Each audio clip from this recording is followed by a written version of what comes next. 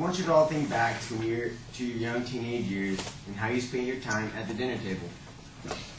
What if I told you that these special moments that we all took for granted were actually in fact some of the most crucial steps in our lives of growing and maturing?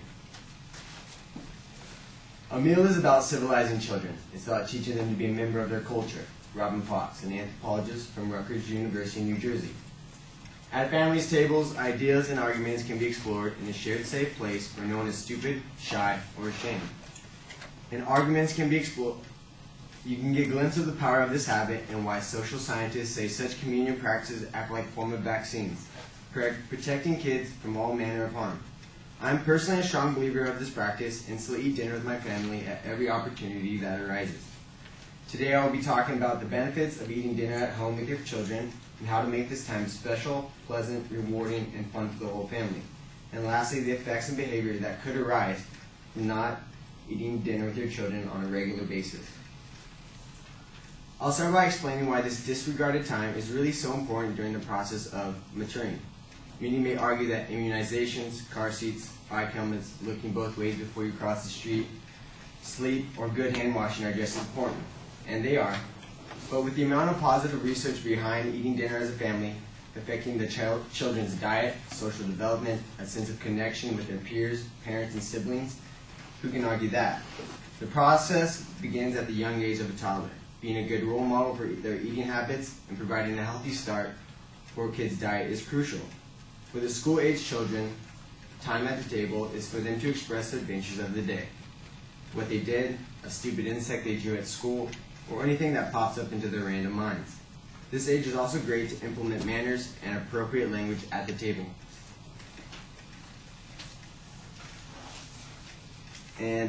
So the crucial years are during the teens. They begin to go through a developmental stage where hanging out with their parents is uncool, and searching for a peer group that is accepting is at the top of their priorities. Keeping tabs on them while they make this transition is important, and family meals give you a regular time to sit down and talk about what's up. If family dinners are a regular occurrence, you'll easily notice when something is bothering your children. This allows for parents to catch problems early before they turn into situations. At the table, younger kids start to pick up vocabulary, a sense of confidence, a sense of how conversation is structured. They hear how a problem is solved, and they learn to listen to other people's concerns and respect their tastes.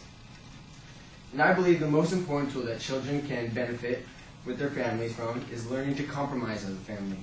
Giving the kids skills to share, learn about other people's needs and wants as well as their own. Now I will explain why making this time fun for everyone is a huge key to the success at your own table. A big study of eating patterns was published last year by the National Convention of Addiction and Substance Abuse at Columbia University. It showed nearly a decade of worth of data gathering. The researchers found that family dinners get better with more practice. The less often the family eats together, the worse the experience is likely to be. The less healthy the food, the more meager the talk. Having healthy food and positive emotions evokes conversation and a safe environment. Having the TV off and getting rid of distractions allows for parents, kids to connect and share in silence. Creating a rewarding dinner gives reasons for kids to come hungry with appetite and a mouthful of conversation. Switching meals once in a while from healthy vegetables to family favorites allows everyone to bond and enjoy the experience to the fullest. With the decline of family dinners, our youth is sure to be unprepared for what the future has to offer. I know with age comes responsibility, and as kids grow up, they obtain activities such as sports, hobbies, girlfriends, boyfriends, and once they're licensed, it's hard to keep them home. But it's still extremely important to try to imply the importance of the family dinner. In 1997, a survey of 527 teens, ages 12 to 18, were best adjusted as they ate a meal with their adult family on average of 5 to 4 days a week, compared to 3.3 days for teens who didn't show a good adjustment. The well-adjusted teens were less likely to do drugs, be depressed, and were more motivated at school and had better relationships. The less adjusted teens were more likely to be involved in drugs, be depressed, and have difficulty getting along with others in school. Even if a family is dysfunctional, being close time allows for the stability, communication at the table to help their kids. Kids need a foundation and someone that they can look up to. Being with their family at a table is the optimal spot. I've talked today about the benefits of eating as a family, how to make that time more special so the family will enjoy it, the possibilities of what could happen if these practices are not instilled as values in your own children. So I hope that you have gained new points of the family dinner, and one day that you will have this in your family.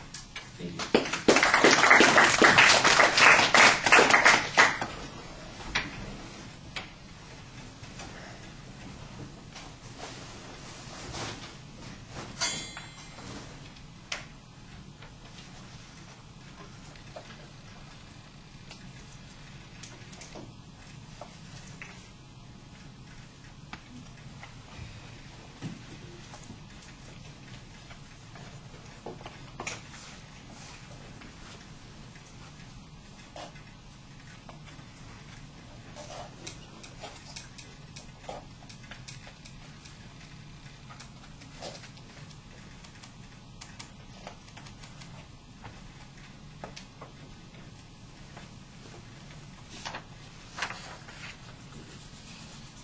Peter, what did you think?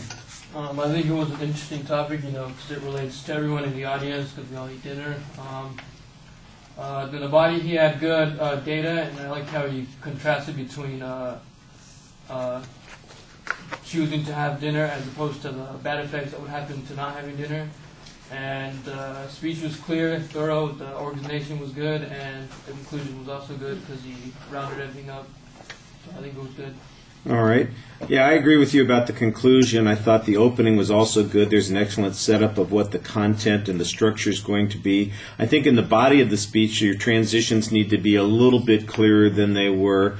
There's sometimes it feels like you're going through this and you've written these phrases and these descriptions in a way that is interesting to listen to, but doesn't always structure your ideas as clearly as it could. I think there's a structure there, but it's not easy to pick out. I thought there was a lack of supporting information in the first part of the speech, but in the second part of the speech you start adding a little bit more additional data to support your conclusions, and I thought that that data was okay. I just think that you needed to have a little bit more of it, and it needed to be consistently distributed throughout the presentation. When you did provide it, you did provide some source citations on that, and I thought that that was good. I think you're missing some emotional appeals and some chances to build some personal credibility by sharing, for instance, a couple illustrations or examples or a personal story. For instance, at one point you make a claim that says it allows people to learn how to compromise. There's a perfect example. When did this happen at your dinner table?